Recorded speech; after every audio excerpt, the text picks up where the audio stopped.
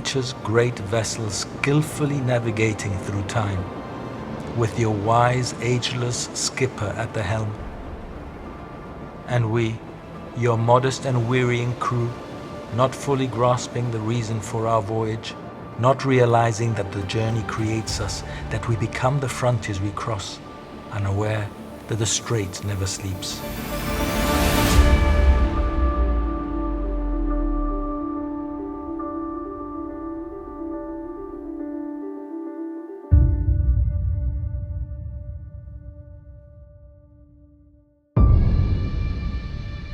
Is the planet's grand regulator,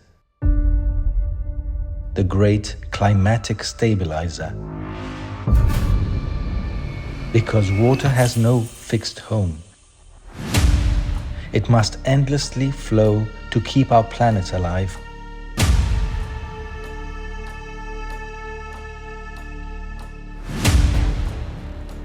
This sea is our lifeblood, inexhaustibly turning life into more life, against all odds.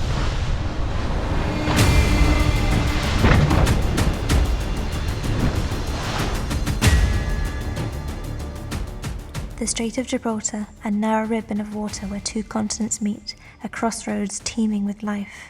Today we join forces with the Department of Environment and two impassionate experts on a mission to unlock the secrets of the vibrant ecosystem. Stephen Waugh and Clive Crisp are our guide. Joining alongside them are Rocio Esparra, a cetacean expert, and her partner Estefania Martin, whose keen eyes scan the horizon for signs of marine life.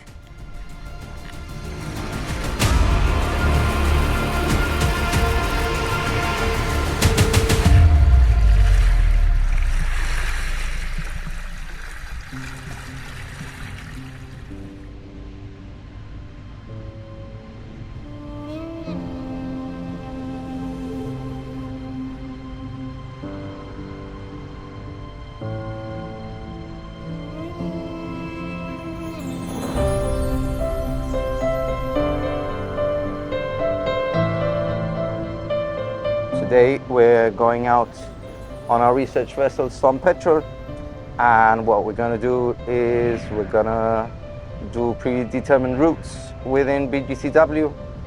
Basically it's a cetacean survey. So at the moment we're heading out into the middle of the bay, and the intention is to carry out a sweep here and then head out into the strait essentially and take a record of all the marine species that we see, be they birds, fish, cetaceans. We'll note down anything in particular, any species of interest. We see any marine reptiles, usually loggerhead turtles. We might see some puffins if we're lucky. Migrating seabirds, gannets, we'll see for sure. And all this information is then... Yeah, gannets. Put gannets in, Steffi.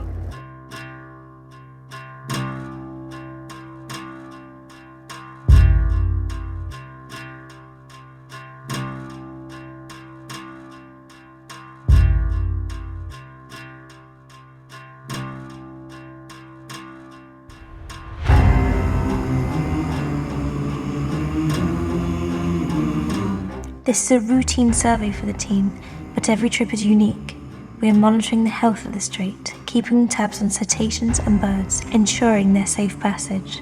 The strait is a critical stopover for migrating birds, using thermals rising from the cliffs to conserve energy on their long journeys.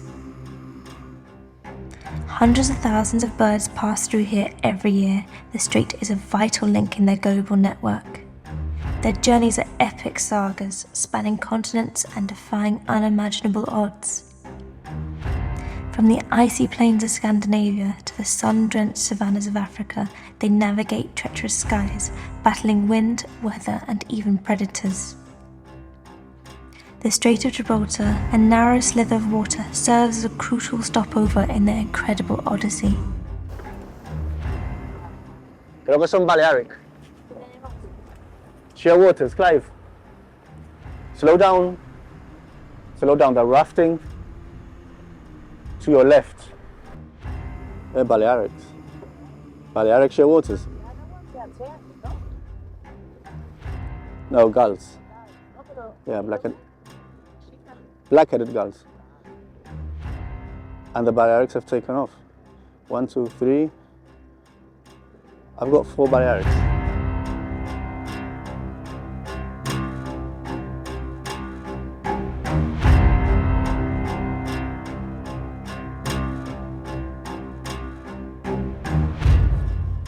But this migration is more than just a stunning natural display. It's an ecological marvel, intricately woven into the fabric of life. Scientists have studied these feathered travelers, unlocking the secrets of their navigation, their resilience, and their vital role in maintaining a healthy ecosystems across the globe. The team collects the data on their numbers, behavior, and any potential threats. This information is crucial for their conservation. That goes to show how important the Straits of Gibraltar is, because that bird in particular, the Balearic shearwater, is an animal whose numbers are quite low, and their only breeding location is inside the Mediterranean, and the Balearics in particular, and we get them in this area. We get them on passage and feeding, which is part of the reason why the Straits is considered as an important bird area. And all the data that we collect, not the department by itself, but I mean, we rely on the work carried out by the Gibraltar Ornithological and Natural History Society in particular. We've got a long-standing seabird monitoring program, and it helps us build a good picture of what's crossing and the status of different species that you find in the Mediterranean, either on passage or wintering or during summer.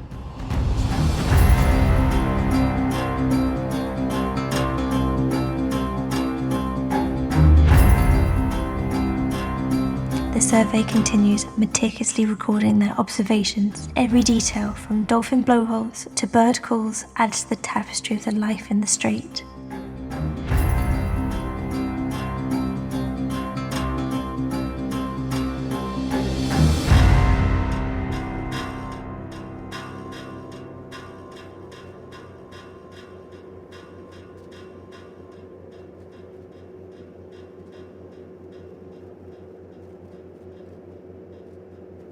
There was some bird activity there, but yeah, it seems to have stopped now.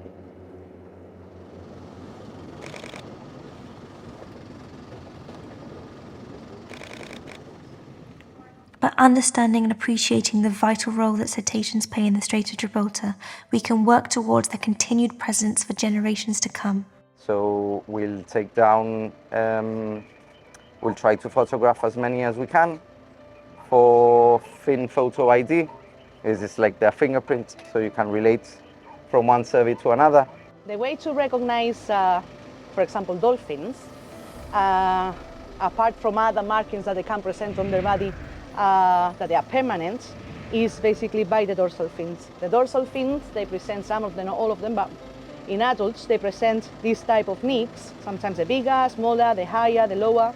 They might be in the front as well. Makes this animal unique, and is a very low probability that other animal is going to have exactly the same nick in exactly the same position. Yeah. So here we get a strict control, basically, of the animals that we have. We have new cats. If we have animals that they suffered accidents, if they die, for example, or for an instance, can take pictures of the dorsal fin when it's dead and then compare it if it was in our catalog. Like photo identification is a magnificent tool, allows you to do a lot of things. From our perspective, from the department's perspective, the catalogue has been, or is, essential in terms of having an accurate number of the different species of dolphins in our waters, their distribution as well. I mean, the data that is being collected as part of the ongoing work was pivotal, essentially, for the designation of the no popping zone in the northern half of the bay. And aside from that, there are other stories which I'm sure Rocio can also expand upon, like, for example, some of the whales that we've logged in our catalogue, sperm whales in particular, which have then been recorded in other areas. Amanita comes to mind, who's over 20 years old, and we've managed to actually keep tabs on her by way of the photo ID catalogue.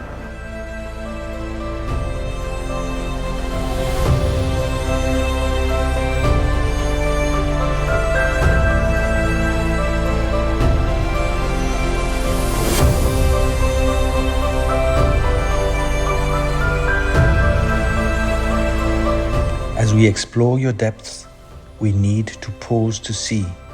A new image of ourselves takes shape. We must correct some of the excesses and imbalances of our world. You and I know that a better world is always possible. Ay, Roja. Aquí tienes, delante tuya, Rocío. Yeah, we've got something here. No, right in front of the vessel now. It just popped up.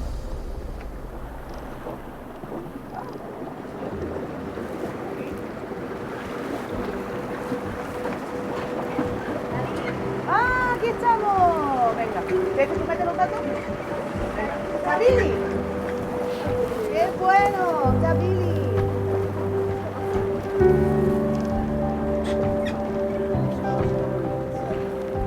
Bro, when was the last time you saw Billy? October.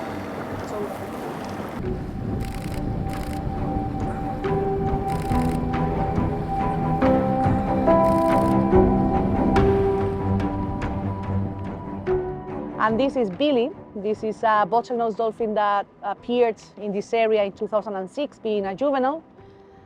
She spent like a couple of weeks by herself, and then one day we saw her in the company of other common dolphins. And since then, we've seen her living all the time with the commons. So back to 2006, she wasn't reproductive, but nowadays she's an adult. And in 2016, we could see her giving birth actually, and then we could monitor the baby for the next 8 months. And we discovered that it was a hybrid between common and bottlenose dolphin. The shape of the animal, it was a male, is more like a bottlenose dolphin with short beak and quite robust. But the coloring, it was a pale pattern of common dolphins. Normally, like it's true that cetaceans, generally they interact, but for certain amount of time. What we know is that this interaction, which has been going on for nearly 20 years, is mostly unique. And as well, the baby she gave birth to, it was actually the first hybrid monitored and recorded between commons and bottlenose dolphins worldwide. Like we know that there's been a hybrid produced, but it was in captivity, and it wasn't between short-beak common dolphin. It was long-beak common dolphin with bottlenose dolphins. These are short-beak common dolphins with bottlenose dolphins. So, like to distinguish Billy from the others is because bottlenose dolphins, and in particular Billy, she is maybe 3 times the size of a common dolphin. As well, she is grayish. Common dolphins, they are more dark, like darker on their backs. And as well, the coloring pattern is a bit different. Also, Billy, like if you compare the size of her dorsal fin with the size of the dorsal fin of a common dolphin, is much bigger as well. And as well, we've been seeing Billy for 20 years. So it doesn't matter where she is in the bay, that if she is here, we will recognize her.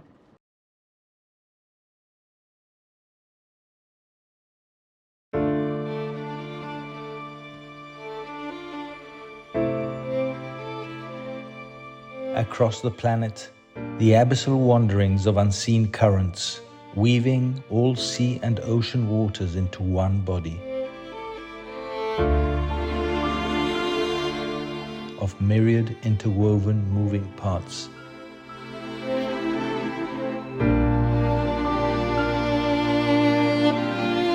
We know that you know who we are. We must learn to respect this sanctuary. When we swim, we expose ourselves, just like you when you dive. Down here, what's the difference between you and me? We know that you know who we are.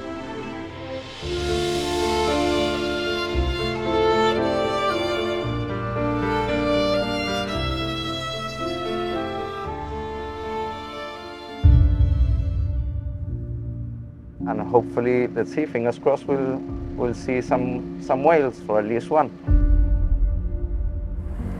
It's a very important area for the migration of fin whales. That's the second biggest whale in the world after the blue whale. Normally at the time that we find them, it's true that they cross all year round, but they do it with in a more intense way from June to the middle of August. These whales are coming from the Mediterranean, different parts of the Mediterranean, and when they reach all this area, they come really close to the shore, just coming into the Straits of Gibraltar to go out into the Atlantic to reach the feeding areas.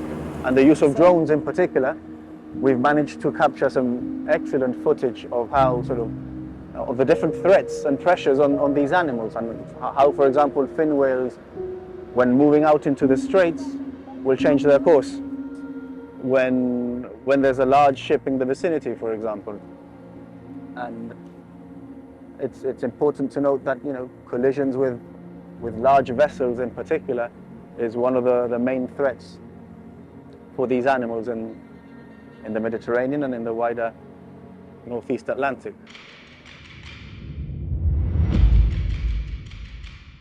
I think it's fair to say that times have changed significantly. I mean, previously fin whales in particular, were actually hunted out in the bay and in the straits, and we still have the remnants of whaling stations across the bay and also across the strait.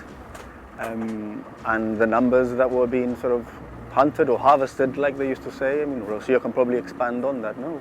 Obviously, like with fin whales, there's been a change. Like this whaling station opened the 20s, and from the 20s they were operating, and they could hunt around 4,500 whales between fin whales and sperm whales. After this hunting, this whaling station closed, and then it opened around the 40s, 50s, and then the capture reduced to around 800 animals, and then it was the end of the whaling in the area, thanks to the International Whaling Commission, laboratory of the International Whaling Commission. I think it was like nearly in the 80s.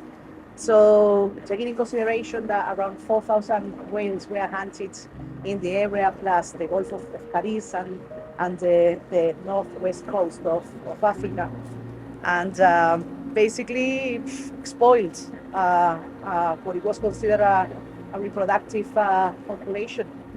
And the migration that we're having now is something new. There are Atlantic whales that they are coming all the way from the North Atlantic, coming in the Mediterranean during the winter for feeding and reproductive reasons, and then by the end of May, June, it varies depending on the year, they start making their way back towards the Atlantic. The estimates are 250 whales, but we don't know if it's the remains of those times, because these whales, they last around 100 years, or it's a new behavior, or a new entrance, like basically like a new route that a portion of the northern population is taking. Yeah. So the only thing that we can do is keep researching to try to answer all these questions, to try to answer if it's something cultural, something that is like it's always the same whales doing this type of migration, or instead it's just opportunistic, just like they're searching for food and they just come in and out randomly. That's something that we need to just find out with research. The reason why we mention hunting as such is because it is an interesting data set. They did record the numbers of whales that they were killing at the time, and obviously it gives you an indication of of the abundance of the different species that were being hunted back then, and it can be compared to more recent numbers. So in that perspective, it's interesting information that can be used for modern day research.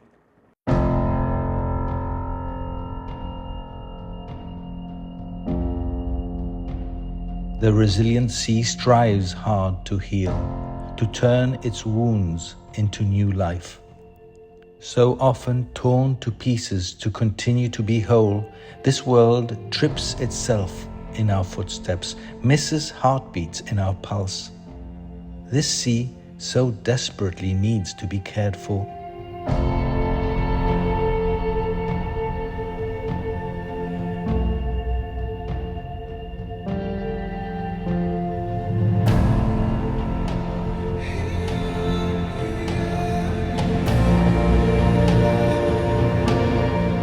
Not just about individual species, we are looking at the entire ecosystem, how everything interacts and relies on one another.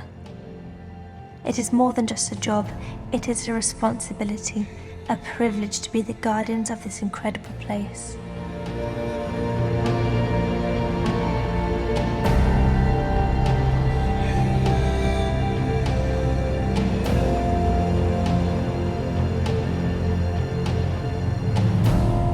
An interesting day, not as many species as we would have hoped we would have seen. We were hoping to have seen some migrating fin whales in particular, given recent reports that were given to Rocio.